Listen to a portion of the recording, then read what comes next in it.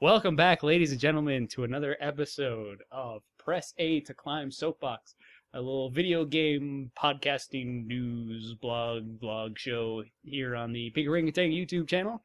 As always, I am your host, Nasty Man, and I am joined by the ever neckbeardy Benjamin Arthur. Hey, guys. The myth, the legend, the man, Tymo. What's up? And the ever tactful and never offensive ScaryUncleDevin. Never. So in this show, we talk about something in video gaming. Sometimes it's fairly news relevant. Sometimes it's just something that kind of popped into our heads that we want to discuss that kind of relates to, newer games and things like that. And this time we're going to talk about, we're going to get a couple topics in, a couple of short topics, I think, here. And the first one I wanted to talk about was video game trailers, like the trailers that are released, advertising trailers for video games, information trailers, and things like that. What reminded me of this is I got an email from the Elder Scrolls Online, because I had signed up for their beta after we played it at PAX. Which is funny because I got beta access and then ended up never actually playing it. But He was just that excited. no, actually, you know what? If I remember correctly, I signed up for the beta before PAX, and then we played it at PAX, and that's kind of why I haven't played the beta since then. Is because I played it at PAX. So Understandable. yeah. And down at the bottom of the screen, down at the bottom of the email image. It had a picture of, I don't know if you guys remember, there was a cinematic trailer for Elder Scrolls Online that got released a couple months ago. And it had the picture of the three leaders from the three different factions. And it just got me thinking about cinematic trailers for video games. Because it's an interesting thing. We had very briefly talked about, footage is not necessarily indicative of gameplay.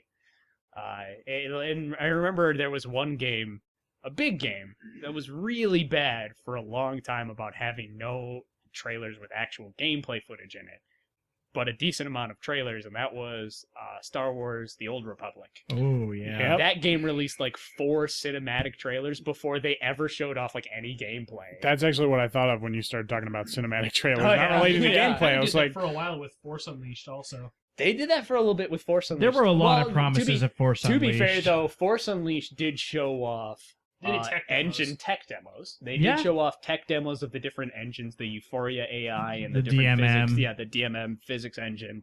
They did show off tech demos. So real gameplay. yeah, it wasn't real gameplay. It still was not indicative of gameplay. It still could have that. I think the thing that made fine me so print. sad about that was they showed off all these amazing tech demos, and then none of it got used in the game. Yeah. I mean, I know they use it And for they realized cinematic it was expensive purposes. and hard to use. Yeah. Well, they used it for cinematic purposes. The AI that would just do its own thing while you were rendering out a scene. The stormtroopers that tried to help each other, that kind of thing. That was all really cool stuff. But it was one of those things where why'd you put all this effort into it and not use any of it? Yeah. It did kind of. They kind of fall flat of a lot. It really had a A lot of tech was, Peter. was What's his licensed, and From they Lionhead sat on the Studios. license and were basically Peter blocking Molyneux? Peter everyone Molyneux. else from being able to use the tech. Yeah, but it was And- developed by the Lucasfilm stuff in combination with LucasArts for the purpose of being able to use it in games. Well, it was developed for games, but I don't think it was them who developed it directly. I think that they may have been involved with it, but I'm pretty sure that it was largely licensed. I want to software. say I could be wrong, but I want to say one of them was and one of them wasn't.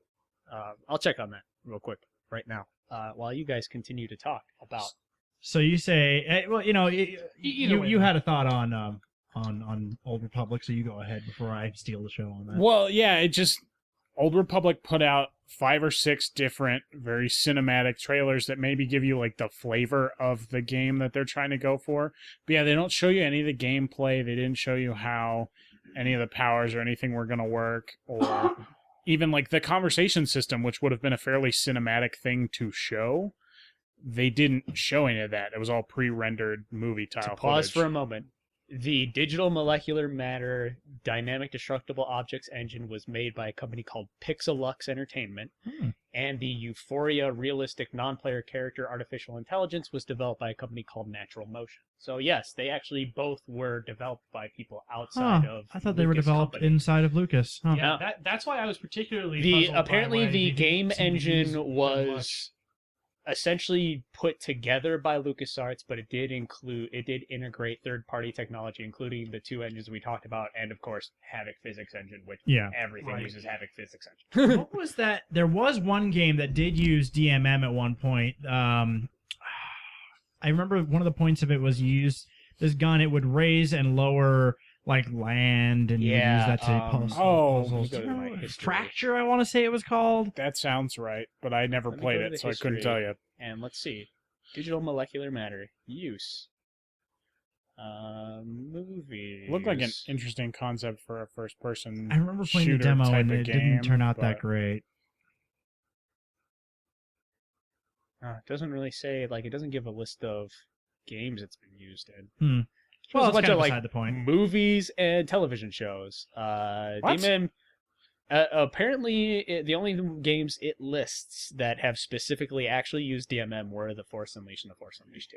Really? And somebody might have used an engine that might have been similar, but yeah, it shows movies using DMM, television shows, shorts, and commercials using DMM, but no, apparently there were only the two video games.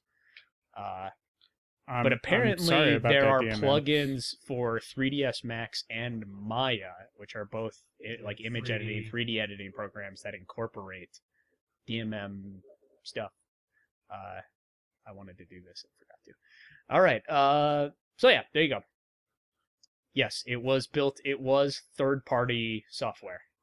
It was not first-party software. While their engine was developed in-house, it seems that it hobbled together some third-party software. But anyways, Kyle, continue. So yeah, it's just not the Force Unleashed. We were talking about The Old Republic. Old Republic. Yeah. They put out just a ton of cinematic trailers yeah. that didn't show anything about the They game. put like a movie's worth of cinematic. Yeah, like, and I that's remember the one thing. of them was Each one was like 10 minutes 10 minutes long. Yeah. Yeah.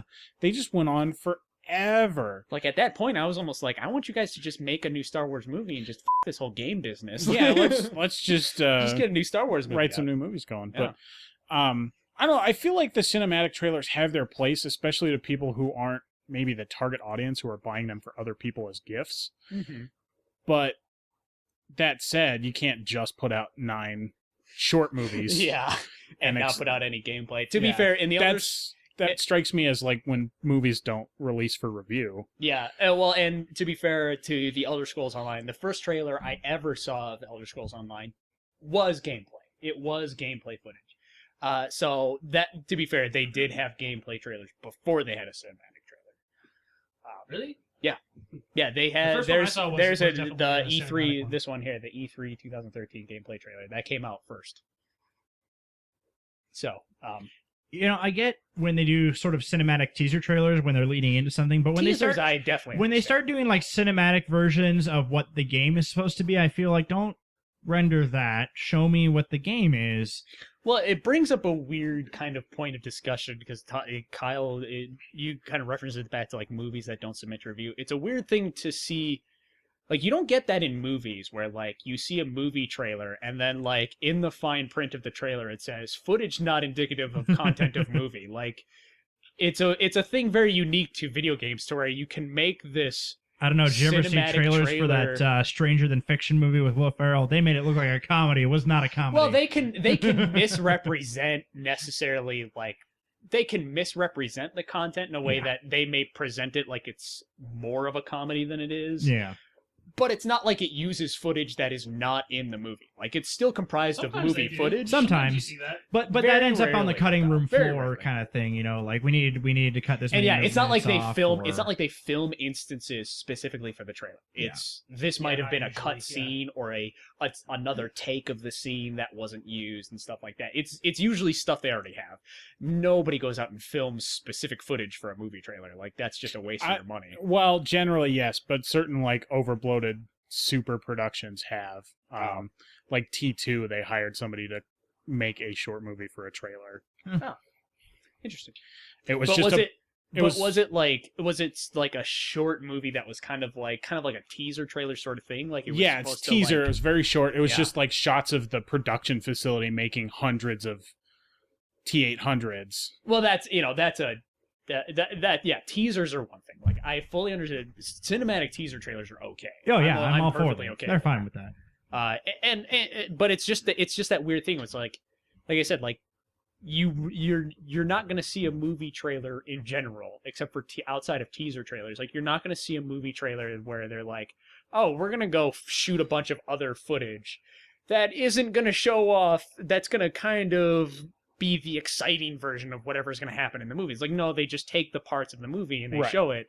It's something very unique to video gaming that they have these trailers where it's like, this isn't the game engine. This isn't the gameplay. Like, this is like our cinematically rendered and presented version of what you might experience in the gameplay. Well, what I think is, I think that it's closer, rather than like to movie trailers, it's maybe closer to like movie posters, where it's like we're going to use a different kind of medium to try and represent to people quickly what this is kind of like. I can see that because they generally, for movie posters, that's generally, they get together for a camera shoot, and it's, they take pictures that are specifically for the movie poster that aren't necessarily and it's cut kind of from a scene. A lot of time it's kind of a real condensed version of like what kind of a sense are we trying to convey of what this is.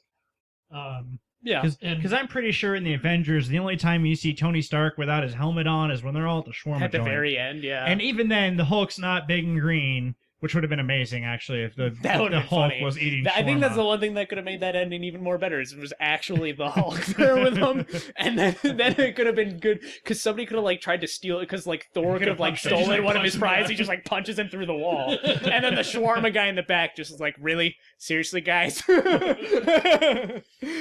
You guys are taking notes, right? Because Whedon, you're taking notes, right? This is gold we're shipping you here. Copyright Prank Orangutan Copyright trademark 2014. Orangutan. Give me money, please.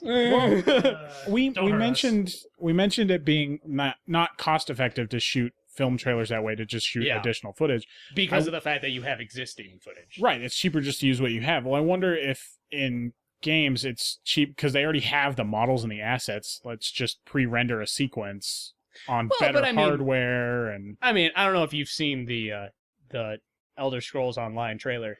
These are not the models. This is not in-game close. This is not the game models. Like, these are extremely high resolution textures and models that are absolutely not what you're going to see in the game at all. Not even like, oh, you might see a toned down version of these. Like, these are things that are cranked out by a high-scale computer specifically to be rendered instead of they're probably made performed by in real a separate. time.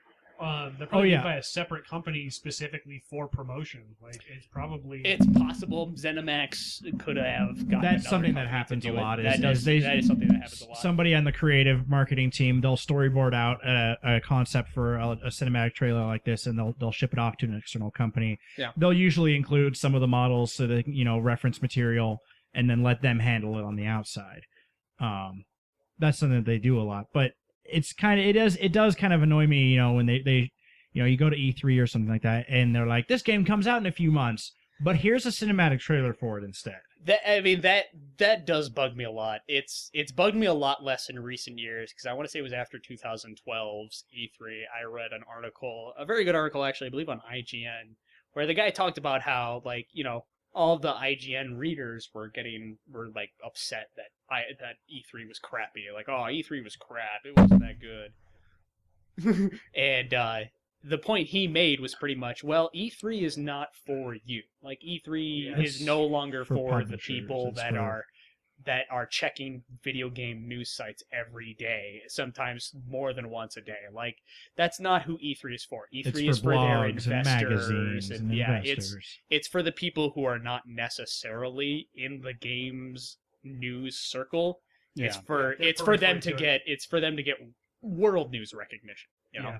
And a lot of it is for investors. It's for businessmen. It's for businessmen that don't necessarily play the video games themselves, but they invest in these companies because it can get them profit. Yeah. And so they want to know that they want you to look like a profitable company. Yeah, and you know what they see when that trailer goes up on the screen and you hear people cheering, that's what they're hearing is they hear people cheering for this game that they have invested in, therefore excitement, therefore money. Yeah. You know, so that usually that's how that in some ways maybe it's not even sometimes for us. not, but usually. Yeah.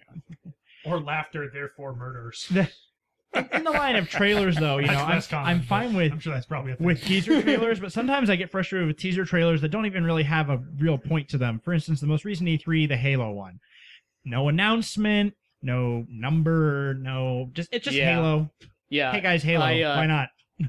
Hey, remember Halo, guys? Remember how fun that was? We're still doing that. We still own that. We're still the Xbox guys, and Halo is probably still a thing. So. Yeah. Go Halo. Yeah. No, I mean... Did they end it with #Halo? Because then I might have given up. Oh, yeah. Hashtag... I'm going to find out because of that question. I don't think they did, but I don't remember it very distinctly. That would have been marketing gold, Jerry. That was Ubisoft's thing, was hashtag fucking everything. Did they do that? Swag? Huh? Did they do that on a bunch yeah. What games was I didn't even see. Every game. Because they have their because it's just a blanket policy. Ubisoft has their own press conference. Ubisoft and EA actually have their own press conference along with Microsoft, Sony, and Nintendo. And at Ubisoft's press conference, the thing was hashtag this, hashtag that, hashtag this, and it was Aisha Tyler too, who oh god, Ubisoft has a really bad track record with picking celebrities to do things. Yeah. But yeah, no, that was Ubisoft's thing. Was they would whenever they would show a game trailer, like down in the corner, it would be hashtag this. It's like I want to strangle you so badly right now. Like I want to kill you. I want to kill you. All right, hashtag hipsterism aside. But I think my problem has always been, especially like with Kyle said, I hate it when games put out tons of cinematic trailers and no gameplay trailers.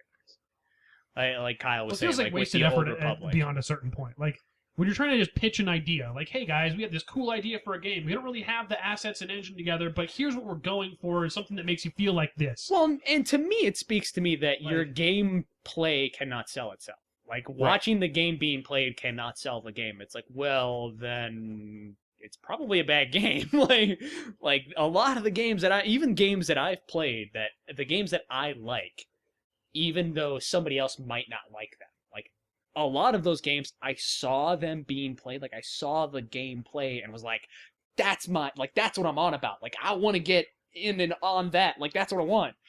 And if I see a cinematic, I'm just like, okay, you can make a nice 3D movie, but so can Pixar. That doesn't mean Pixar can make an awesome video game, you know. New plan. Pixar make video games. They already make the assets for everything in Disney Infinity. So this is rather true. That Disney Infinity game, Pixar already. I'm sure that they shipped off 95% of the assets for that game from Pixar's offices. So unfortunately, I was looking through the trailers. Every single time they got to the end of the trailer, they would do the pull-out shot where they would show the whole audience. Wow. So I couldn't see that. But I am now watching one of the original trailers for the original Halo, and my God. It's amazing. It's amazing. Okay. Right. So here's a very specific scenario that I thought of. The cinematic trailer we've talked about, it doesn't take the place of a gameplay trailer or test or whatever we want to use. But here's a scenario where I'm okay with cinematic trailers. In the case of like a sequel, where the gameplay is relatively unchanged. Like the cinematic trailers for Mass Effect 2. They were like little mini movies. Don't remember. It was mostly the Elusive Man talking to Miranda, and they were talking about like how the stakes were being raised. I remember those. Yeah, I remember those. But I mean, I would probably put those in the category of teaser. Engine, though? Or were they like pre-rendered cinematic? They were pre-rendered. They looked pretty close because they didn't like go, "Oh my god, this is way better." But yeah, I would put those in the line of teaser though.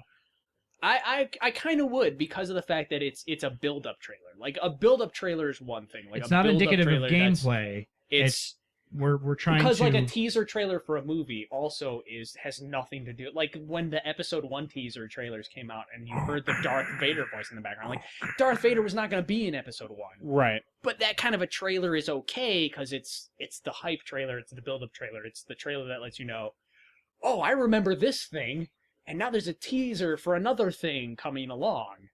Like, I remember Star Wars. Oh, there's another Star Wars. Well, you could say that the ones for Mass Effect 2 were indicative of story. That's what I'm saying is, like, in the specific case of franchise gaming where everybody knows kind of how the first one plays, you already have that example out there. Yeah.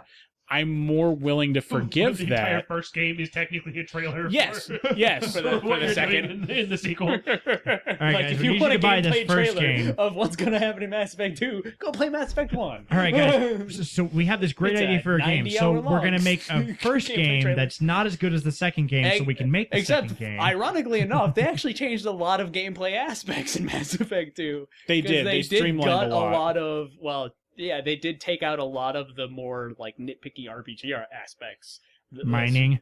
Well, no, the no, like as far Mining. as like the Oh skill my trees, they cut the skill trees down. They cut equipment stuff down. So it's like, Yeah. no, then they included mining, which was one of the worst decisions they've ever made because that was boring as hell. Well, but mining in the first one was such a... Oh, it was a grind. But it was fun because you could drive around a little car. I was going to say, don't take away my whatever the I'm name sorry. of that car I- was from yeah, me. don't take away my. We'll call it the With mining 100,000 buggy. I don't remember times what it as was much called. traction as But... is physically possible. Oh yeah, on any no, kind of don't tires. do not take away my physics-defying tumbler from me. That thing was awesome.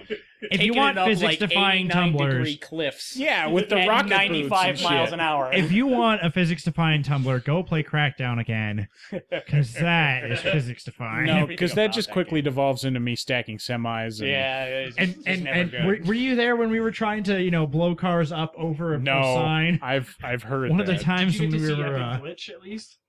No. the I've truck- heard of Epic Glitch, but Yeah. I never Epic Glitch witnessed was it. one of the times we were all sitting was the around best at the old guy house, and there was like 5 of us sitting out there all watching me play Yeah. for like an hour. All I was doing was throwing remote mines down onto the freeway and trying to blow cars up over a one sign of the freeway signs. It was for pretty an awesome. hour. No, it was awesome. Crackdown 2 had the better way to do that. There was something that like created a You launch could put pad. them on the cars. There Well, was no, all See, those that's pads. cheating, though. But you could set.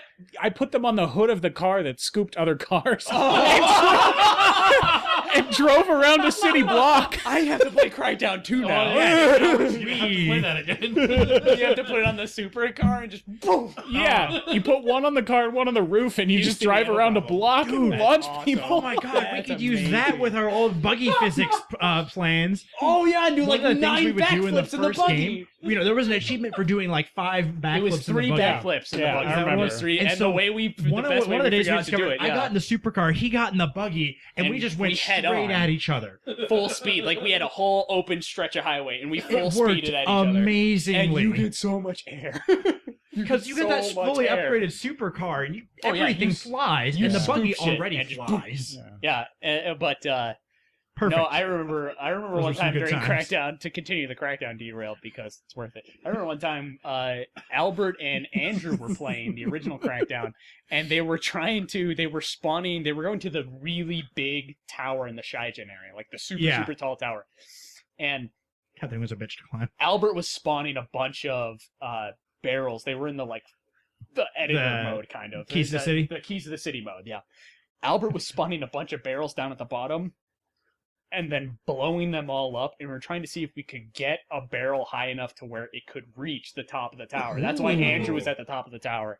We got close a couple of times, but I don't think we ever reached, because we were like, as long as it gets to, where Andrew's feet are, we're like, that'll qualify it, Yeah. but we never got it quite that I high. do remember in the Shigen area, it was really easy to get semis to spawn there, Oh, yeah. and we would Yeah. just immediately 'cause I'm jack pretty them sure- and throw them I'm down. pretty sure one of the Shigen vehicles was a semi, a Yeah. powered up semi. Oh, and I just remember we would Yes. load up that whole little courtyard area with a ton of them, throw a shitload of barrels down, and And blow then it blow up, it up. and the whole game would just Oh lag. yeah, cause the frame rate. If you have not played Crackdown, at least the first one, you have it's to an go. entertaining game. Go get it. I feel like won't go too far on this. I feel like it when I first read about the game, I feel like it made some promises that it didn't keep, but it was still an extremely entertaining. Oh, so entertaining! It was extremely entertaining. One of the best sandbox games I've played. Not simply in the sense that it was like there was a lot to do like mission wise, but there was a lot to do for no particular reason. It was one of the better games I've had to where like just driving around the city and doing random stuff, you can always come up with these crazy things to do. Always. Yeah. It takes a little while at first. The best thing to do is get your acrobatic skill up. Yeah. Get acrobatics. And then everything else after that is easy. Oh yeah. Because you can jump to everything after that. Yeah. Oh yeah. So anyway, game trailers. I had this thought earlier. One of the things that I was thinking about like cinematic trailers, is like how it's like, you know, a lot of times this is kind of an overly awesome diversion of like whatever's going to happen in the gameplay. Like this Elder Scrolls trailer, like there's a scene with like ballistas that shoot cables across, and then this bridge goes across, and this thief dude like runs across the bridge and like grabs onto the front of it, and it drags him across, and then like flips over, and he hops onto another bridge and does all this acrobatic shit. And I'm like, you're never gonna be able to do that in the game. Like you are so barely not gonna be able to do that in the Elder Scrolls games. Yeah. Like, and then at one point he sees this chick run below, and he like runs up the bridge and like jumps up to a second one and cuts one of the ropes that's holding it up so that he can swing down on it to like the lower floor of this fortress that they're and it's one of those things where it's like, this isn't going to be what you're going to do in the game. I mean, don't get me wrong, it might still be fun, but it's not going to be this. Yeah. And it's like, you know what it reminded me of is the commercials I see that I probably hate the most are men's razors and men's deodorant. I will never forget. Speed stick. I will never forget. There was a speed stick commercial I saw where it was this same guy, but he was doing different like jobs. It was supposed to show that speed stick can stand up to pressure, and it's like he was like a fireman and like a personal security guard, and it's like, okay, no, you're not gonna walk into a fire as a fireman and then come out and be like, man, my speed stick kept me from sweating. Like, despite the fact that I'm wearing 90 pounds of fireman gear and it's, you know, hundreds of degrees there in a blazing inferno. My pizza's dry. My pizza bone dry. Everything's coming up Millhouse. It's like, and the personal security, like he's somebody's like personal security guard, and it's like, okay, if you are a personal security guard, you are less worried about whether or not you're going to sweat, more about whether, you know, you might get shot, stabbed, or shit your pants because you're getting shot at. Like, because you're getting shot and this stabbed is the at the same dumbest time. effing commercial. Stab, bang, stab, bang. Yeah. Gun knife. But my pits are dry. Gun that shoots swords, that shoots knives. I'm not sweating. Horrible death. My pits are wet, but it's from all the blood. It's from the blood of my enemies. Yes. I get what you're saying though about all that. But yeah, it's shit. like it reminded me of those commercials. Like, this is not representative of anything that you're going to have happen because of your purchasing of this product. Indicative of speed stick experience. Like buying real speed users. stick is not going to turn you into this hunky, super attractive guy that is a fireman security guard, and like I think the other one was like a policeman or something. And yet those Old Spice commercials are gonna hilarious. Stay dry. Well, it's because they're surreal. Yeah. They're intentionally represented in a way where like this is clearly not real because it's surreal. Like it's surrealism. It's what Rhett and Link do. Yeah, we're the people who started doing those commercials for them. Yeah, but that's kind of what when I was thinking about this trailer, I was like, that's kind of what it reminds me of. It's like this is overly epic for what the game is going to be. And like I'm kind of I mean.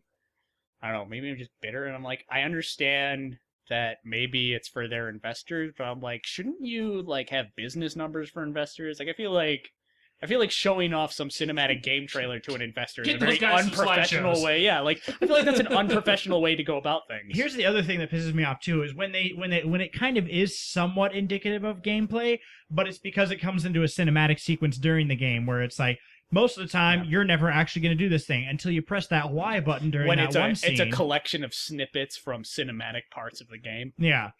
You know, it's like you don't actually get to do these things. You're not controlling the character as they do these things. Quick time events. You know, they're quick time events or something like that. Or actual in-game cinematics. You know. So that always kind of makes me a little annoyed. They're like, this is something you'll see in the game. I'm like, yeah, but I'm not going to do it in the game. I get to watch the computer do it for me. I'm not the one, picking that rope to cut and then jumping down onto the other one, You don't get to It doesn't really work like that. There have been times that's only when I've pulled that kind of random shit off. Back when I was playing Thief 3, I was falling from a ledge, fired a rope straight up, it deployed, and I grabbed it before hitting the ground. It went really well. I've probably told this story to all of you guys at least once before, but I'll never forget the moment that was my most badass moment in gaming that I've ever had. Badass gaming moment. There's a game for the original Xbox called Advent Rising, which was an awesome game that I really loved. The gameplay in it was pretty good. It definitely had a lot of technical issues, which was really its biggest downfall. It had a lot of glitches, like audio glitches and graphical glitches, which was unfortunate. The gameplay was pretty good. It was kind of like a Devil May Cry sort of like spectacle fighter type game, but not as over the top. But it had melee combat and ranged combat included. And one of the things was there's a point in the game where you can get a melee move where you're fighting these aliens, and there's a point where you can get your melee good enough to where when they get to low health, you can do like an execution move. Well, what happens is you climb up on their back and you snap their neck.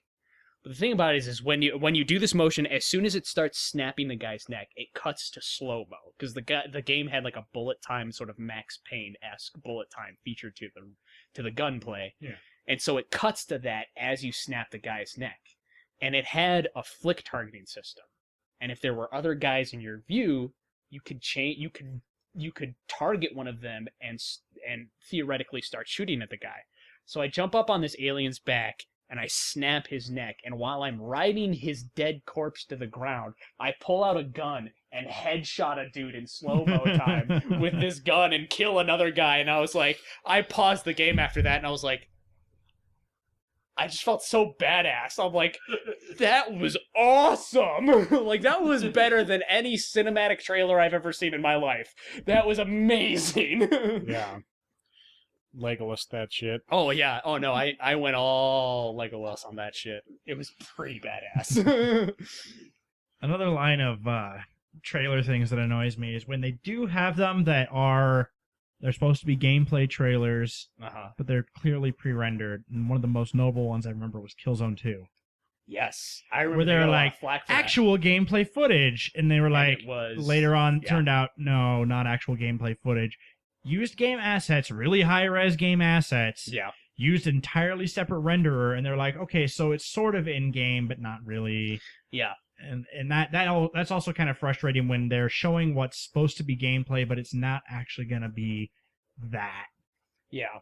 It's just right in the same line with that of, you're still misrepresenting what I'm going to get out of this. Yeah. No, they definitely caught a lot of flack for that. It's like an intentional misrepresentation. Yeah, well, because they actually labeled it as they did label it as actual gameplay footage. This was not. I feel like that's yeah, like that was definitely one of the biggest kind of faux pas of which is the trailer. I would say, they at least did good for themselves when they had, Killzone. I'm just going to call it 4 because I don't remember what it was actually called for the PlayStation 4. Yeah, their actual gameplay footage was actual gameplay footage.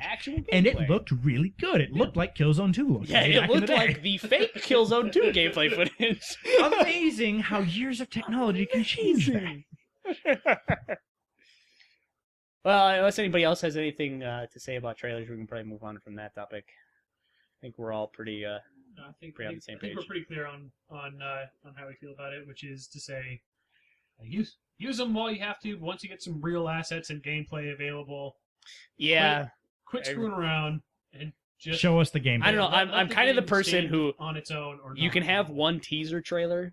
And your next trailer for me, it has to be gameplay, or I write your game off entirely. Like if your second trailer, if your first non-teaser trailer does not contain gameplay, I write your game off entirely. Even if your second I don't one, even give a care. Even if your second one opens with a little bit of cinematic stuff, like a really nice resolution thing going into it, and then if it opens with a little bit of cinematic, maybe the first couple of seconds of the opening cinematic for the game, that's fine. But it has to have some gameplay.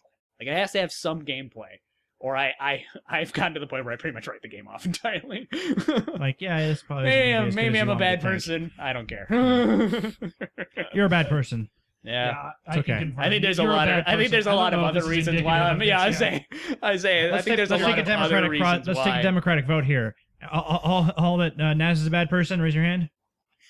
Everybody's in, including Naz. Naz is a bad person. Including me. I thought you were going to say Motion is carried aye. unanimously. Yeah.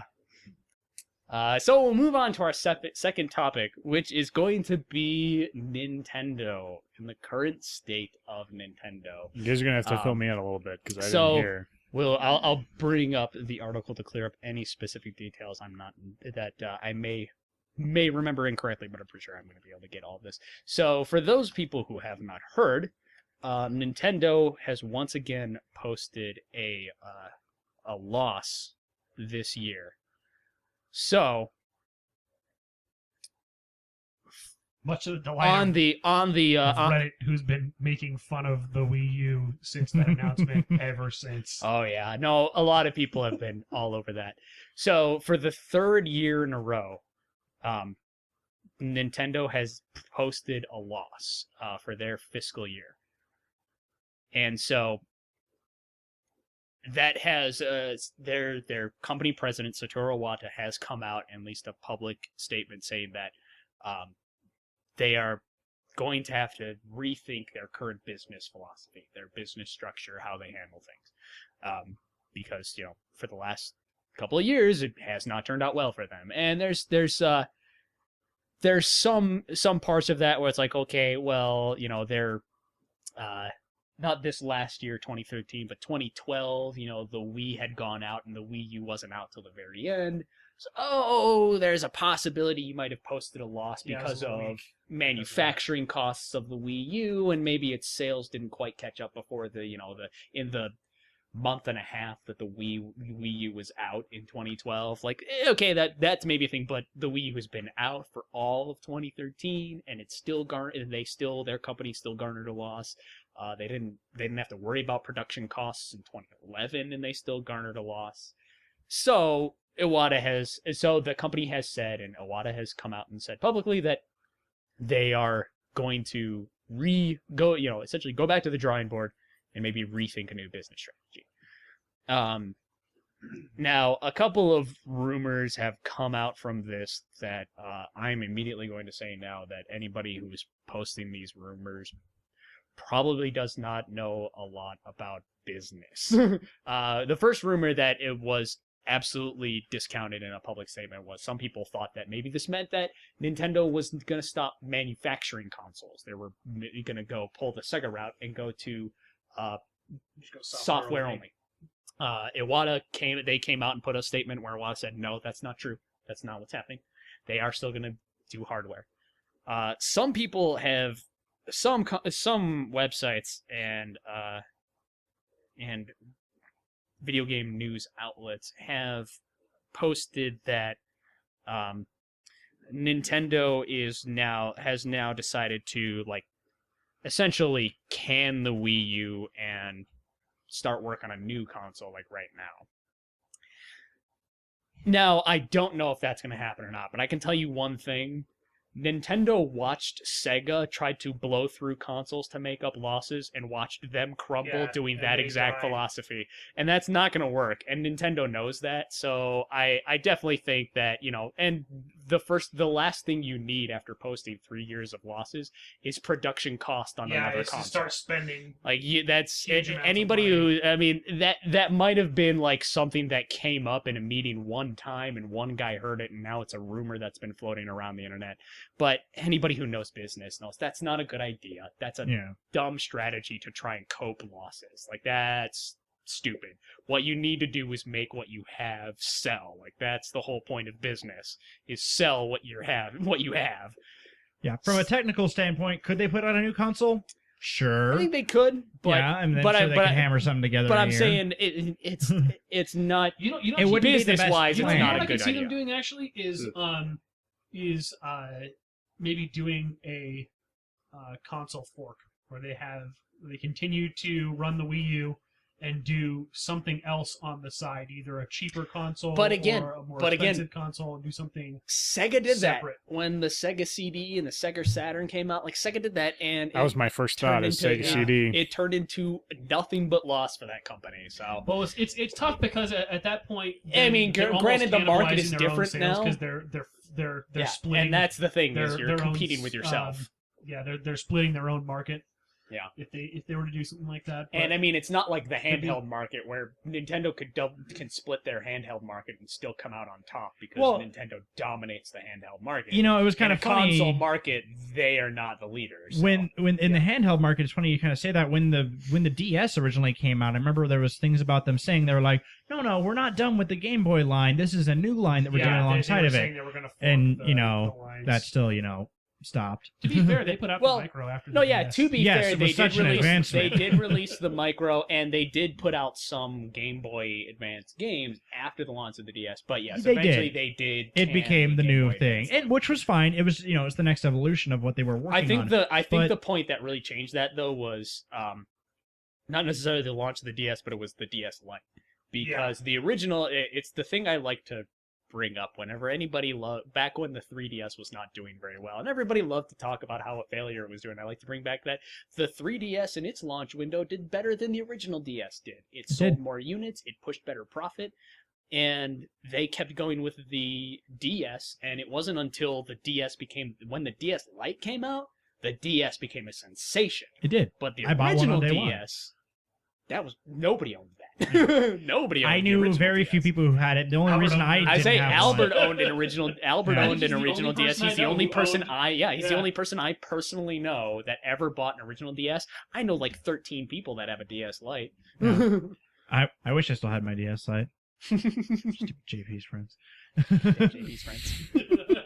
But But If you're listening, Devin hates you. I hate you, JP. I mean, but yeah, and so it's like. Wow. I think it was. I'll just go right for it. I think it was when the DS Lite came out that they were like, okay, so this has become hotcakes. well, one of the nice things about Let's just go. They probably were like, well, we don't really have any ideas of where to go with the Game Boy line, and this thing has become crack, and Well, so let's just. one of the stick with main this. reasons it became crack was if you didn't own a Game Boy Advance at that point, It had a Game Boy a Advance built-in in it. Yeah, system it was for double. it. You know, It could do both things. it was smaller, it was Two lighter, it things. looked nicer. Because the original DS, let's be honest, it was an ugly piece of shit. Oh yeah, it was. Yeah. It was Not ugly. piece of shit, but It was ugly. No, it was it not was ugly. necessarily It had attractive shitty looking. edges. It was a Oh no, bad- yeah, it was a like bad it was console. actually it was one of the. It But was the DS surprisingly Lite one of the worst. was really nice. I bought a DS Lite on day one, and it lasted until it got stolen. My DS Lite's still going. Yeah. I have it right now. I still can pull have it out and boot it up and Mine's- play it. My DS. And it's not even like wearing. Like it's still Yeah. just as good as it was when I bought it. Like Yeah. it's fine. Like the hinges It was are a wearing well-made out or product, nothing. and I think that was one of the things that contributed to it's its success. so many years It old now. did a God. really good job. 6. Well, it 2006? answered a lot of complaints about the original DS form factor too. You know, they made Yeah, did. it was a made much little better bit smaller. form factor. It was a lot They more made it so that it pocketable. wasn't- Yeah, they made it so that it wasn't likely to be flipped on or off accidentally. Yeah, They that made was a the- big one. Especially since the DS had the whole like suspension functionality. It's like, well, what good is suspending my game if I close it and put it in my pocket and accidentally turn the game off? Very that doesn't handy really help, indeed. does it? Yeah. Yeah. But yeah, I think what we're going to end up seeing from Nintendo, back to kind of our original line is, I Yeah. don't expect a new console right now. I don't. I definitely kind of don't. expect a similar generational gap of about 5 years. I honestly think that as much as I'm a Nintendo fan, I do think that while I don't necessarily push I don't necessarily think badly of in the Wii and the Wii U having less horsepower because they can't like graphically reproduce the things that the other consoles can. But there is something to be said for the amount of computing power and memory because that can directly translate to like gameplay. Like there may be things you want to accomplish gameplay wise That you that can't you accomplish simply because of it. cannot do on a lower system. Yeah. It's like Dead it's Rising. like well no, it's like Lots and lots of zombies. and to give a better example, I remember when City of Heroes went through their big update where they started including physics, where all Yeah. of the particles in the game Yep. started becoming Could all be physics interactive. compatible, so they became physics enabled objects. But it was an optional update that you could apply because a lot of older machines did not have the processing power for all of these objects to suddenly be physics compatible. It's like suddenly it's running physics on hundreds of objects per screen. It's like on an older machine, it just has a heart attack and dies. So I will say that while I'm not necessarily concerned with Nintendo getting into an arms race with Microsoft and Sony on graphics, I will admit that, I'm not entirely sold that the Wii U has the computing power to necessarily move its games forward. Yeah. Right. Well, and here's the thing is, a lot of people, there's talk about like, does Nintendo talks about, well, we're not directly competing with, Sony and Microsoft. Which I kind of agree with. We have our own little agree. ecosystem, and we don't really need to deal with them. And the thing is I think that philosophically, that's absolutely true. But I think that in terms of reality, in terms of market, most people can't afford to buy a Wii U and either a PlayStation or an Xbox. Like most people, it comes down to, picking one. Yeah. And if they can't push titles that people want, or if they can't have features people want, then ultimately it's just going to end up becoming a competition regardless of what their philosophy is. Well, it's like they might have, like you said, philosophically, like from a business philosophy, they might not have the business philosophy of we want to like absolutely directly compete with Microsoft and Sony, but when it comes down to nuts and bolts, they are in the same market group. Yeah. Like when you talk about their products are in the same market group. So you kind of are whether you like it or not. Like until you stop making a video game machine, you are in the market group of Xbox and Sony. Honda is competing with Ferrari. It's not really... They don't have the same business philosophy. Yeah, they're not really in the same Philosophically, they're not in competition with Ferrari. But let's when be it honest, comes down to market don't groups, But you know what? I think Ferrari That's an accurate needs to start statement. competing with Honda. They should start making lawnmowers and boats. Yeah, dude. I want a lawnmower that goes 0 to 60 in 2.5 seconds. To be fair, Rolls-Royce makes jet engines. Yeah, They Rolls-Royce do. makes This is jet very engines. true.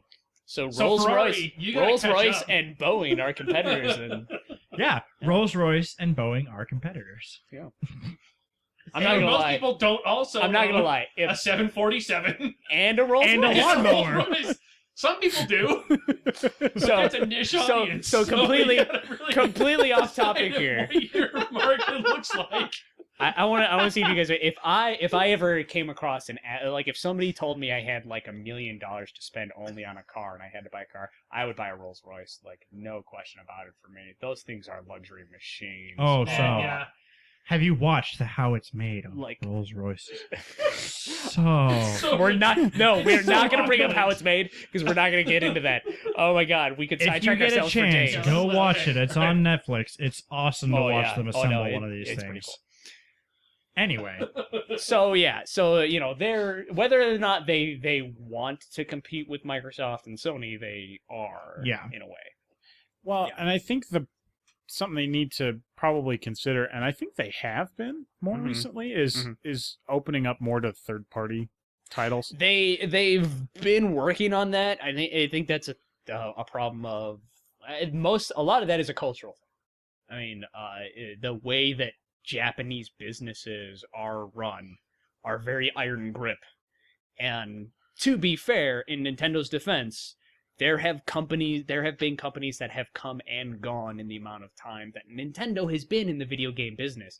There are companies that have come and gone in the amount of time that Nintendo themselves has been a business. A lot of people don't know they've been a business for over 100 years. A lot of people don't know that. They weren't in the video game business for maybe that that's long what they for should get back obvious to. They reasons. should go compete with casino companies and make cards again. No, they don't need that. They have Pokemon cards. They're already competing with Magic. No, They're already competing with Magic. Standard 52 deck. So I just got this great image of Nintendo's card machine manufacturing plant sitting dust covered for 30 years guys. until Pokemon comes along and they're They like, just whip how are we the going to sheet crank off out of all the- these cards so fast? And one guy's like, and he just pulls a lever and a giant garage door opens. The lights come on in sequence like they Yeah, do in every yes. movie, but not in real life. New plan. It's we're like, gonna go to warehouses and we're gonna pitch sequential lighting? systems to do sequential lighting. sequential lighting. Dramatic lighting. Yes.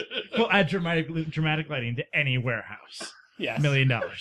To anything. No, we're not going to limit ourselves to warehouse. Just dramatic lighting. Yeah, you want the lights in your house to Your come on like Your that? light. When you flick your light switch, one light, next light, next Yeah. light. No, yeah, everywhere. Also, we'll add a do it speaker everywhere. system in because those lights So it aren't going gives to add a that lot of sound. Yeah. Yeah, that's satisfying. That large click sound, that large fuse switch sound, With that satisfying click. that satisfying crunch that the girls love. I mean, what? What? That'll be our slogan. That'll be the slogan because it makes no sense. Wow. But no, that is something that like they've been working on. It's definitely been a problem in the past for them about Nintendo third party. Ah. But yeah, I mean, it's one of those things where when you look at their history, it's like, well, back in the old days, they were able to sustain themselves very easily without third-party integration, and they've been around for a really long time. So it's for them, I can understand from their business standpoints. I get. You don't necessarily have a history of failure to go off of, but it's also a changing market, and you have to be willing to adapt. Well, and to be fair though, in terms of their practices, the way that they ran things pretty much saved gaming. True. No, yeah, Like, their iron grip The fact that philosophy they pretty had- much we're gonna resurrected the game tolerate industry. zero Yeah. shit in terms of quality of product. And Yeah. Like I said, pretty much resurrected a quickly dying industry. Right. And I get the cultural aspect of it. That's, Yeah. that makes sense. But I think you're right. I think that's born out of the time when lockout chips were necessary and Yeah. all that kind of garbage. Yeah. But that's not necessarily that scenario anymore. It's not that market. So I think they got to release the Iron Gauntlet a little bit. I'm not saying they have to start putting out like everything, but I mean they already put, what was that horrible Wii shooter that involved aliens and Oh, are you Conduit? talking about the Conduit? The Conduit. The I Conduit. mean, they still put out stuff like the Conduit. So It was It okay. wasn't terrible. I'm sorry. It had Don't the Kevin founding Sorbo. fathers show up It at had one Kevin point in mech Sorbo. suits? Yes. Oh no, that's awesome. That's amazing. What? That's the best part of the game. Yeah, Spoilers, sorry. guys. Potential spoilers if you're one of the If you're- 5 if you're people looking that wanted forward to to play being the the Conduit. Absolutely asinine and ridiculous story is one of the best parts of that game. You will get a laugh like you wouldn't In believe. terms of third party, I know Nintendo has worked a lot with Ubisoft on a lot of games. Ubisoft has become a big partner with them. Yeah. But to be fair, some of the big Ubisoft titles haven't made the transition to a Wii U. Like Just the other day, Assassin's Creed 3. I was Assassin's over at Will's. He was Creed 3 playing is, that. but like I Black don't Flag. think Watch Dogs is. I don't think Watch Dogs is coming to the Wii U. No, because those. Um, I think that comes back around to the technical side of things. Yeah. Even if they wanted to bring it to the Wii Yeah. U, And that's it the might thing not be is, able to handle it. and that's the thing is like, oh, they may want to do all this work with third party, but it may not have the computing power for some third parties to do what they want. I mean.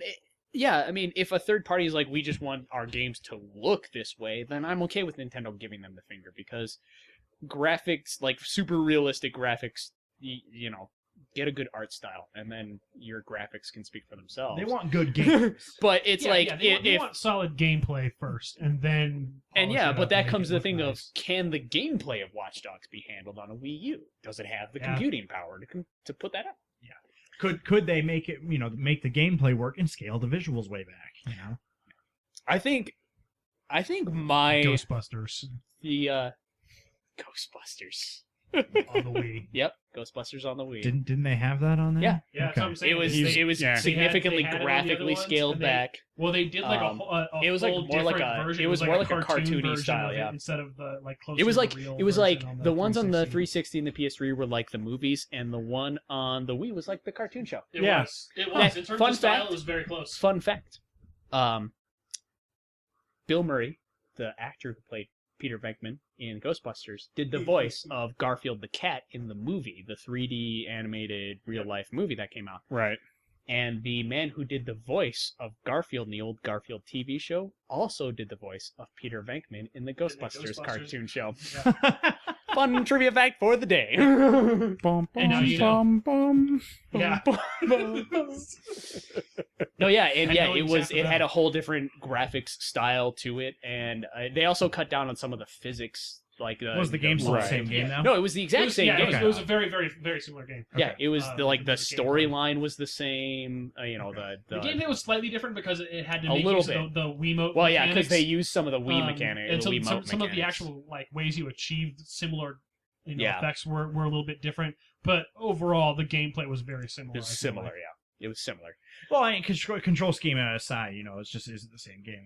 Yeah, well, it's one of those things where objectives. instead of, because I remember in the 361, instead of using the right control stick to like throw the ghost around, you actually moved the Wii remote. to do Yeah, it, that makes perfect sense. which is Controlling that's a string. matter of change of controller than really game mechanics. yeah, exactly. So, okay. Well, my Didn't know that. I'll lay this on you guys, and here's where I think Nintendo has gone really wrong with the Wii U. One thing that I have noticed about the Wii U is there is not a mainline Mario, Zelda, or Metroid game out on the system yet. Yep. The system has been out for over a year now. Yep. A little over a year, not like drastically over a year. It's been like a year and two or 3 months.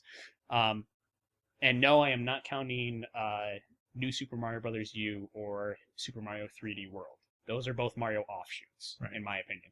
They're like the Paper Right. Marios and those different. They're Mario offshoots. We They're don't not have a Super Mario Galaxy or Yeah. a Mario 64 Which, or an Ocarina of Time. if you go Super back Mario to Galaxy. their previous consoles, let's take a look at the Wii U. The Wii U in its first year had Legend of Zelda: Twilight Princess, the Wii. Metro Original Wii, Wii. the Original Wii. The Wii. In its first year, the Wii had Legend of Zelda: Twilight Princess, Metroid Prime 3 Corruption, and Super Mario Galaxy. Yes. In the first year, Yep. it had one entry in all three of Nintendo's big main lines. You go back to the Nintendo GameCube. In the first year of the Nintendo GameCube, it had Metroid Prime and Super Mario Sunshine, and early year two, Legend of Zelda: Wind Waker. Yep. So within the first year and a half, both of its previous consoles had one entry in the big three for Nintendo. And the difference, I'd say the main difference between Microsoft, Sony, and Nintendo is Nintendo sells its consoles with Mario, Link, and Samus.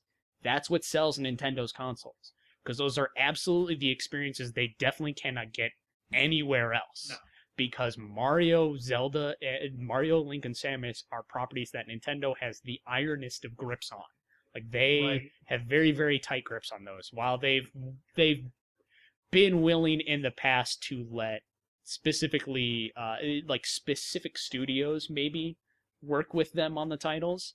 That's mostly for offshoots or portable ports. The only notable exception, of course, is Metroid Prime. Metroid Prime was completely developed by Retro Studios, They did a great job. which I'm not gonna lie, give it back to them. I mean, they did good work with Donkey Kong Country Returns. Don't get me wrong, but put them back on Metroid because Other M was not good. And apparently Retro Studios is the studio that can get 3D Metroid right, so just give it back to them. Like they did amazingly. Their with control it. scheme, their control scheme on 3 Prime was 3's control so scheme good. was like the Aiming best was first-person so nice. shooter control scheme I've ever had. Oh, it was awesome! It was It was amazing. Devin's legitimate excuse for why his arm was so tired all the time. Seriously. God, We- my arm we- hurt. We did just He get got Wii arm. finished discussing that he didn't have a penis, so not to harken back to conversations that happened off camera, but There's cameras in these mics? Oh, shit. yep. You can see my mouth. You gotta put your pants back on. I was wearing my shirt earlier. but yeah, like when the Wii U when the I- Wii U came out, I noticed one of the things that they leaned on heavily was the fact that a Zelda game had just come out. And that's Yeah. like, okay, that's nice, but that doesn't well, and I necessarily mean understand get me maybe to not get a necessarily Wii a U. new Zelda game because Skyward Sword hit very late in the Wii's life cycle. So I understand them maybe not being able to crank out another Yeah. new Zelda game in the process. I But feel like the timing on that kind it's of was been a similar to while the since a timing that they new had Mario or a with- new Metroid. It's I been a while. it has It's been been. long enough. I feel like the timing on Skyward Sword was kind of like the timing they had with Twilight Princess. I where- think Twilight Princess development cycle threw the whole Zelda scheme off. A little bit, Yeah. because it was definitely from the start very much designed as a GameCube game, Yeah. and then Yeah, and then They pushed it over, and then over the to the other Wii, side. yeah, and then they were like, "Oh, the Wii's coming out. Let's push it to the Wii." I feel like maybe it wouldn't have been, it may have made a lot of fans a little annoyed if they had been like, we're going to hold this off and we're going to put it on the Wii U. Yeah. But it would have been, it probably would have helped a lot. It certainly would have helped sell the system. Yeah, Absolutely. much It certainly more. would have helped sell the system. And well, I think Plus, I mean, it might have come out I good for the imagine- game in general. Yeah. Not to say the game it was would have been able bad. to been represented in HD. it would have which is been in something they HD. couldn't have done on the Wii. They would have had more time to polish little things that maybe they didn't have the time to polish if they had wanted to. Yeah. I mean, granted, generally Nintendo does not release a very unpolished product. No, that's I don't mean. But they there put could out have an been- unpolished game, but they would have had could more have- time they- for bug fixes if they mainly knew they there could have were just some. made it look nicer. Like they could have made it just even more solid. They just would have had more time to make it a better game, essentially. okay. So here's something that I think is my opinion about why they're struggling in the current generation of consoles. Mhm. They with the current iteration of everything have kind of adopted this philosophy that they want first and foremost in their naming structure things to be something that's easy to say in every language. They don't have to come up with names for That's every why the language. Wii was named what it was. Right, that's what I'm saying. That's why they made up the Wii. The problem is now with the current generation, they went from the DS to the 3DS and the 2DS, Yeah. and the Wii to the Wii U, and I feel like for potential buyers who don't really follow gaming news and stuff, that doesn't sufficiently differentiate the systems. Like I had people that I knew who forever thought that the 3DS was literally just a Nintendo DS that also had a 3D screen, and it has Isn't all that this what it is? upgraded hardware that that goes with it and everything. But it adds the analog controls and Yeah, it had has all these upgraded additional, hardware in it. It wasn't hardware just changes. It wasn't just a 3D screen slapped on a DS. Right, hardware. and then same thing with the Wii U. Is Wasn't most it, people though? I know even still are like, no, the Wii U isn't that new Nintendo. You're funny, It's though. the Nintendo Wii controller. Yeah, there were a lot of. I mean, to be fair, Like I feel like they're doing a People really who bad were job talking of about it representing were- they're representing what they're selling. to be fair, people who were talking about because there were a lot of people who said that Nintendo was not making it clear that the Wii U was a new console and not just like a tablet controller for the Wii are idiots, because they specifically said the words new console in the press conference several times. Yeah. But for people everybody who watches did the not, press conference, but you for know. people who did, but no, this is what I'm saying. There were gaming news websites out there, you know who you are, that were saying that they didn't do a good job of it in the press conferences. Like, they literally said the words several times. So if you Yeah. were not listening or paying attention, then I can understand how you might be an idiot. But to be fair, but like you said, to people who were not watching the press conference, Right. it is a different story. It is a different story, where especially when it just in form factor alone, Yeah, the it- Wii U it console looks similar. looks very much like a Wii console. Yeah, Oh, yeah. It looks Like it's like a slightly rounded version. It's like a- edged version of the it's- Wii. Yeah. It's the American fat version of the Wii. Well, No, it's the Apple especially It's especially the Apple version. It's got rounded corners. when The you Apple look version. at, so you had the original Wii, but then remember when they came out with the Wii, the Family Edition, where they ditched the GameCube controller ports? It Yeah. looks the exact same Yeah. as that. and That's actually- the that was Wii probably one Mini of the- also was Yeah. was like that They too. have Where that- they they ditched have all the that gameplay different- hardware. yeah, they have that different form factor that is much what the Wii U looks like now. Yeah, and that it's- is definitely true. And that's the one thing you can say about the the Xbox One and the PS4. Also, is what happened to they that heart look- rate monitor? You know, I was Not gonna talking talk about that with Will the other day. Oh, We're not gonna he talk thought about it that. came What? out, and I'm like, No. it never came No, out. it never came out. It never came out. I actually was doing some reading about Did what you even happened know that with was a thing? No, well, Oh, no, we need okay. to have a conversation about that later. No, We'll yeah, talk it about was this after three. we're No, recording. well, we'll sum up. It's too long for me to explain. Let me sum No, up. there's too much. So, several years ago at an E3, they introduced a thing that would plug into the bottom of the Wii controller. It would go on your finger and it would monitor your heart rate. and basically it turned into nothing. That's basically What was the point? I think one thing that they wanted to use it for a lot was because this was around when also the balance pad was introduced, so I think they were possibly thinking of incorporating it into like Wii Fit to monitor your heart rate during your workout. But to be fair, we did speculate on a couple of things that could have been used for like a horror game that would know that your heart's pounding and then like try and scare you like right then. But needless to say, all of this is who cares because it never came out. It never was a thing. As a quick aside to Nintendo, we're fat bastards as gamers. Don't tell me. Hey, as a culture, you are a bastard. Oh no, I'm a bastard. And a bad person. Don't get it. I'm just a bastard though. Come on now. Well, you're pretty hot and tempting. I am a skinny, short bastard. Thank you very much. Naz aside, we're fat bastards as gamers. And I take exception to my Wii telling me every 20 minutes that it might be time to take a break and go outside. This might be why you're suffering in America, no, you know what? Nintendo. I totally got that on. Well, in Nintendo's defense, maybe if you took a hint, y'all wouldn't be fat bastards.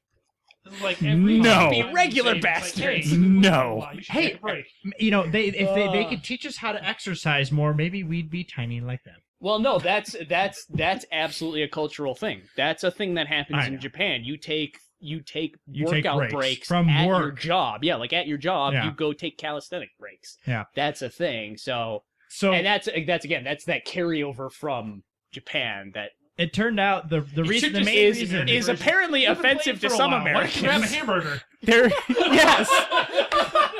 Your fingers aren't greasy enough. I am detecting low levels of finger grease. You know, what they could do is, you know how on like workout machines they have those little metal like things where you put your hand. Put those in the controllers, and when you start being able to detect that I'm sweating a lot, there you go. You seem to be having some trouble breathing. Those handles are mostly empty anyways. As a man who used to put together treadmills and other workout equipment at a sporting goods store, those handles are mostly ergonomic anyways. So yeah, no, they're mostly empty. You can work that technology into Wii U. Yeah, sure, certainly you can. No, but what happened with the Vitality sensor was that it had a 90% success rate on reading, and they didn't want to release something that only can work on 90% Yeah, that people. was the main thing. They wanted to get it up to 990. They were like 999 out of 1,000 to detect your heart rate through your fingers. So anyway, so that was the Vitality sensor. Yeah, Yes. that's how it worked. Yeah, that's what it was called. Yeah. What were we talking about? We were talking about Nintendo. Well, that came around. I'll be honest. I don't specifically remember what brought up the Vitality sensor. But something brought up the Vitality sensor. Ben did, but I remember you did it. I just don't remember why. I was just being an asshole. Of course. Anyway, I think definitely you have a very valid point of they haven't put out Mario. I feel that's their problem. Zelda. I mean, look at the GameCube. The GameCube. You know what they did put out, Ben? I think you coined the term properly. I have no Luigi. idea. Oh yeah, the year of Luigi. To be fair, I did get this from the internet, but I totally, as sad as I am, kind of agree with it that they did this whole this whole year of Benjamin Luigi Arthur bit, can literally not stop sucking cock. this whole year of Luigi bit. Yeah. And so they released all these games, but it's like all secondary shit, and it's like Nintendo. I feel like some like titles people will want first, and then f around with releasing whatever stuff you think would be interesting and different and fun. I mean, but like, I seriously, get your shit paid for first, and then have fun. It's like I don't want to dog on Luigi. You know, the guy's put in his time, but yeah, I agree. Like, okay, you have this whole year of Luigi, but it's like, yet he's still the second best. but yet, nobody's gonna care about that because. The thing with the whole year of Luigi thing is you compare it to the year of Mario, where people who don't know what video games are know what Mario looks like. Like, Mario is a worldwide cultural icon. So it's like, okay, with the year of Mario thing, I could see how people like that gets the attention of people who don't play video games. They're like, oh, the year of Mario. I know who Mario is. Oh, wow, Mario's been around for 25 years. That means this company must be a good company. It's been around for 2.5 decades. But with the year of Luigi, it's like, nobody knows who Luigi is. Yeah. Like, yeah, he was John Leguizamo in that really shitty movie that came out. like Luigi does not draw the attention you need to push your brand new console. Like, you have a brand new console. I killed everybody in the room. I just want to let everybody at home know that I have killed everybody in the room. I just imagine that Confirmed, John I'm was dead. almost the only guy celebrating the year of Luigi.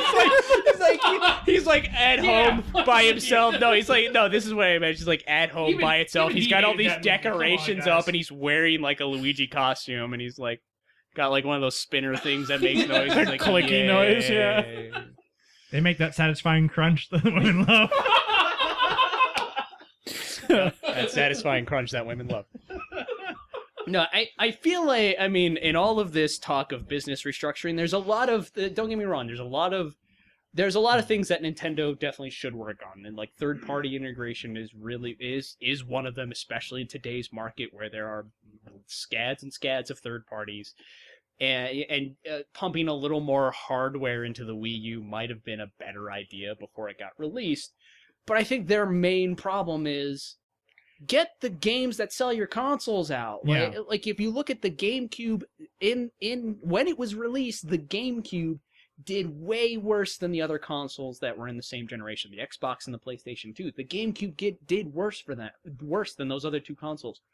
But it it kept the didn't. bills paid. Yeah, I say it netted them profit every year. It didn't necessarily net them scads and scads of profit, but they broke even or netted profit. They didn't lose for 3 years in a row. They still profited, and that's because they still kept putting out the games that pushed the console. Like I just described, in the first year and a half, one of each of the big three. And the Metroid one was the big one because you hadn't seen Metroid since the Super Nintendo on a home console. Right. So it was like they came out, and that was a really early title. That actually was the first of each of those three. The first game of the big three on the Cube was the Prime. Metroid, was Prime.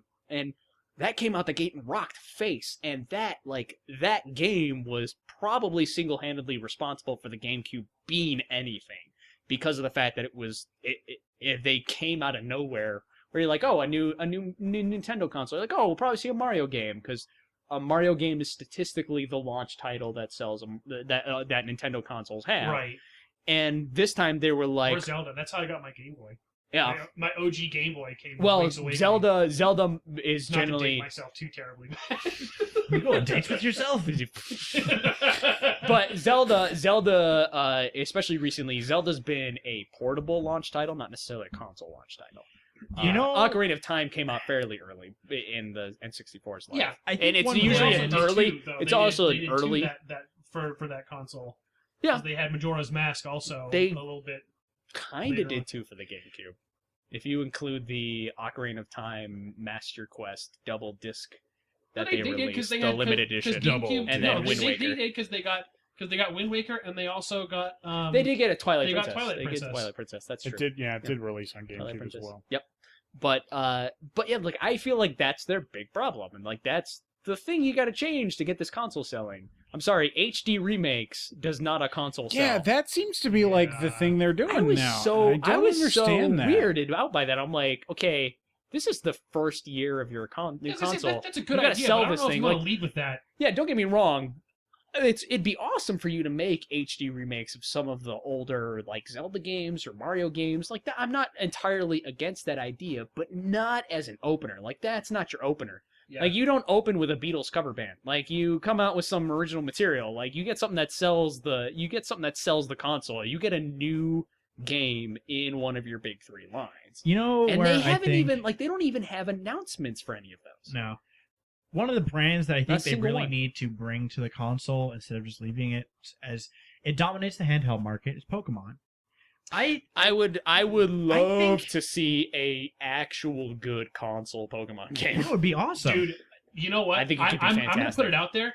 I think that if they did it right, if they put out a console like a real Oh, that full would make up RPG all of for, their loss. for Wii U, it would save. That would make it up save all of the- their the- loss. the X and console. Y Here's- sold like crack. And Like, here's one thing I Pokemon think always it would be sells. very important for them to do. Not necessarily make it an MMO, but have aspects of the Lots way of multiplayer functionality. multiplayer functionality in the sense of, you know, how like Dark Souls or Journey worked, where you're not necessarily specifically connecting to certain players. They just kind of show up in your world and you can interact Or with there them. might be, or a good place is like like maybe having there are an arena you can specific go to. zones that are like public zones where Yeah. it's like when you wander into that zone, suddenly the Safari game world is zone. starting to be populated with other players. No, yeah, exactly that. As You know, well. you have back when we were doing like Diamond and Pearl, you had the Union Room and the club rooms Yeah. where you could go and other people. Well, even outside of that, Smoke cigars. like maybe And start smoke making cigars. yeah. Pikachu like this. There's no Charmander sex like this. in the Union Room. I repeat, there is no sex in the Union Room. Pikachu, would you mind Let's charging see this who for me? who of our fans are old enough to get that joke. But like, I'm pretty well, sure all our fans on are top already of here. that, like, Woohoo! Go us! And I'm lost, so there you go. Oh shit! wow, Wow, damn, Yeah, I didn't even get everybody in the room. this does not bode well. I'm bad at Sour this. about that But reference.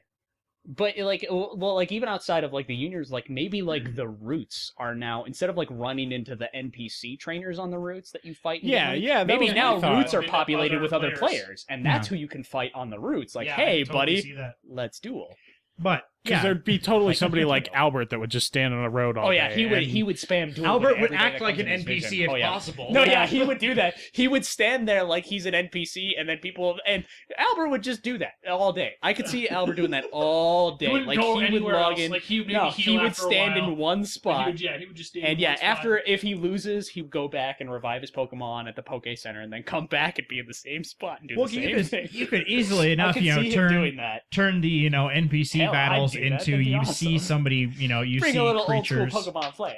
Yeah, you would see Pokemon running around somewhere. Be and- the NPC trainers. Well, Yeah. see, but the way I think Albert would play it is he'd throw out like 4 level 4 Pidgeys or something, and Yeah, then like level and then like a 99 Mewtwo. maxed out Mewtwo pops up, and it's just like, that would be Albert's game. That would be how he plays it. and that he would would be be- outside the friggin' starting Oh yeah, town. yeah, he's like Route 1.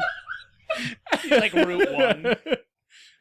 But I think that would be something that if they put out a Pokemon MMO-ish game, that would be so If they put out, awesome. I just think if they Even put out thoroughly a good, multiplayer- yeah, if they put Yeah. out a fairly decent, Pokemon console game that has good multiplayer to Yeah. it, I think that would solve a lot of their woes. Because, I mean, honestly, it appears that they're putting out a new Mario or Zelda or Metroid game. So now we're getting Hyrule Well, they had to give Warriors. Luigi his turn. Oh god, that's a. Yeah, I Yeah. saw that announcement. I was kind of What? like, "What?" Did you not see that? Hyrule They Warriors? teamed up with I believe it's Koei. KOEI is the company that Yeah. makes Dynasty Warriors. Yeah. They teamed up with them and they're making a Zelda themed like Dynasty Warriors style game called Huh. Hyrule Warriors. Okay. They I would have prefer to just go back onto Nexus mods and download all of the Zelda mods for Skyrim. well, like to be fair, they have said that this hasn't necessarily this is not going to replace them working on a new Zelda game. Right. But you still haven't told me that you are working on a new Zelda game. It's like we know that we know your game development team's working on something, but it's like, okay, console's been out for a year now, and not even a teaser for a new Zelda, I suppose a new we'll Mario, probably or see a new it. There Metroid. hasn't even been Yeah. a teaser. Not even teaser no stuff. renders, nothing. I'm guessing we're probably just gonna have to wait to E3 to find out what they're gonna change. Yeah, and it's like they have to change it this year. Oh yeah. Because I mean, as strong of a company, at least they may have to back out of the home console market if they do not recover the Wii U. Yeah. Like they've still got a very strong foothold in the portable world. And Definitely. if they can still cut home console development and still be good there, and maybe branch into home console software from that point and pull a Sega and go strictly software for home consoles. But yeah, they have to recover the Nintendo, Wii U now on this the year. Xbox. It cannot go one That would more be year of That being would be so super weird. But you know unprofitable. what? It was weird That'd be for a weird. long time playing Sega games on a Nintendo console. Yeah, well, Yeah, the Playing first Sonic time, Advance the and shit, first that was trippy for a the while. first Sonic Adventure on the GameCube. I Yeah, feel like there's been a that was couple of weird. times, and you guys correct me if I'm wrong. I feel like there's been a couple of times when we've seen Nintendo characters make it onto another console for very There- specific. There has only been one point in time when Nintendo characters have transferred to another console. Which And that is the old CDI games where they had some Zelda ones and some Wand Mario of ones. Chameleon or whatever. No, there were a couple of Zelda ones. I believe there was one Mario one. That's the only time that Zelda characters officially have transferred over to another to a non-Nintendo console. Okay. They've done the reverse. They have and they have let other companies develop games in the Mario, Zelda, and Metroid lines. It hasn't happened very often, but it has. Mainly the Paper Mario series and its predecessor, Super Mario RPG. Those are always developed. Those were all developed by Intelligent Systems. Did the Paper Mario series, and then Square Enix, I believe they were just SquareSoft at the time, because this was back in the SNES days. SquareSoft did the Super Mario RPG. Capcom's done a lot of development for the portable Zelda games. Yeah. All of the non-Wind Waker's portable Zelda games have pretty much been done by Capcom. And except for A Link Between Worlds. They did Oracles, they did Link's Awakening, right? I don't think so. Oh. I think that predates that. That might have been Nintendo. We've definitely seen it go the other way around. Games, Minish Caps, like and when of they course, pulled. we talked about Retro Studios did the Primes. Yeah, we've definitely seen it go the other way around. Where when they did that Brawl, wasn't necessarily the best example of that, but when they did Brawl, they pulled Snake into the thing, but that also made sense because they had Sonic Metal and Snake has come into SNES. The Metal Gear series started on a Nintendo console. We know it went to PlayStation. Definitely was a really big thing on the PS2, but they still pulled it back as a character you could play. Yeah. And say, Sonic being on there, and it's not a Nintendo character, but it became something that became more iconic on there. Sonic's still a big iconic video game character, Very. And Sega doesn't make their own hardware anymore, so why the would Sega not let them put Sonic in their game? Like, you want to use our character on Sega there? has Absolutely. Sega has no what are you big gonna do with reason them? to not I'm okay do it. with that. So, but Nintendo characters have never officially, there's always been caricatures, homages, and parodies in other games throughout history, but officially the only time they've ever been officially licensed to another system is the old CDI games, and that harkens back to probably why they don't do it in recent history. The one time they did it, doing it really terrible. bit him in the ass because those were shitty games, and it garnered a lot of negative.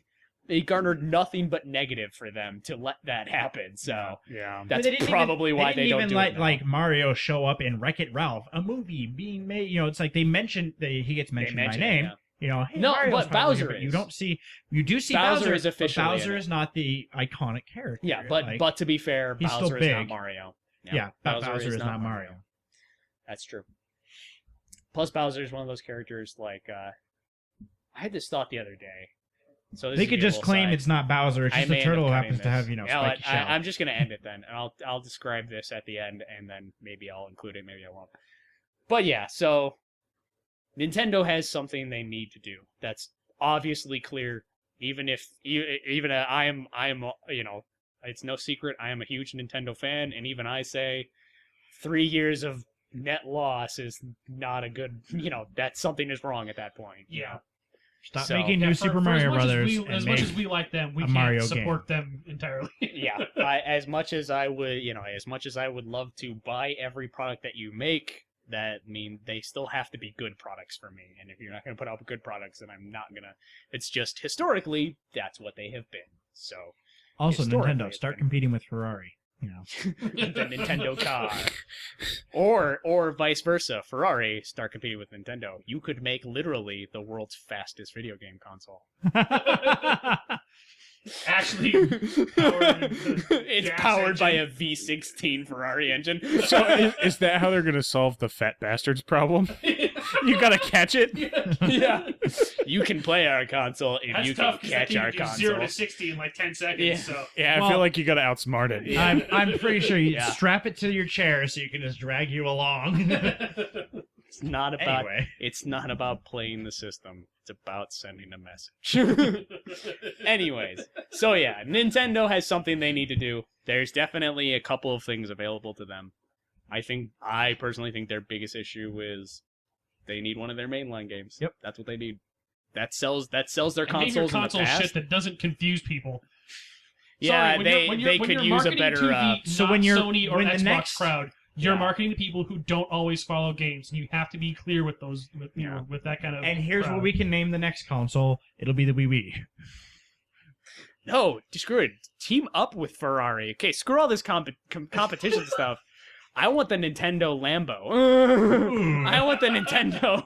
That's what I want. Actually, I really wish they would go back to the code name for the Wii, the Revolution. The Revolution. Maybe that will be their next system's name. Maybe they'll bite that and finally get on that and call it the Nintendo Revolution. Even if they were like, okay, well, maybe let's cut it back from Revolution because that's kind of a long word. They could call it the Revo. Okay, well, why not just cut it down to the Evo? That could be a good one too. The Nintendo Evo. That's good. I like that. Nintendo Re. That's no. That's That's racist. On that note, I of course am Nasty Man. Benjamin Arthur. Tymo. ScaryUncleDevin. Thank you for joining us on this soapbox. But always, we appreciate anybody who is willing to listen to these soapboxes. Please check out any other videos on our channel. If you like these videos, give us a thumbs up. If you like our channel, go ahead and subscribe. And yeah, we will see you all next time. If you don't like our channel, subscribe anyway. Yeah, do it anyways. Takes nothing out of your day. Anyways, we will see everybody next time on Press A to Climb Soapbox.